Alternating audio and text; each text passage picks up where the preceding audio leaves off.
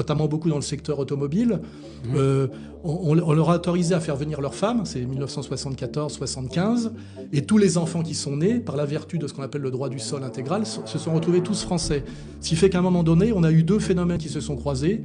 On a eu la montée du chômage, où on avait moins besoin, et de moins en moins besoin de travailleurs étrangers, et en même temps, on s'est retrouvé avec de plus en plus d'enfants d'immigrés qui étaient parqués dans ce qu'on appelle des banlieues, c'est-à-dire qui sont étymologiquement presque des lieux de bannissement, en dehors des villes, et qui n'avaient pas vocation à être intégrés à l'appareil de production. Ce qui est le meilleur moyen de socialiser quelqu'un, c'est de lui donner du travail ou qu'il trouve du travail. Ce qui fait qu'on s'est retrouvé à partir des années 2000 avec un gros problème de beaucoup d'enfants d'origine immigrée, qui souvent d'ailleurs étaient musulmans, et dont l'avenir n'était pas le travail et l'intégration sociale par le travail, mais beaucoup la précarité, le chômage et donc aussi une forme de délinquance, notamment montée du trafic de drogue, etc.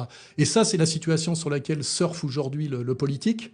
C'est de dire, nous avons un gros problème aujourd'hui en France, une immigration incontrôlée qui vient du Sud, qui est beaucoup musulmane et qui a une part importante dans la délinquance.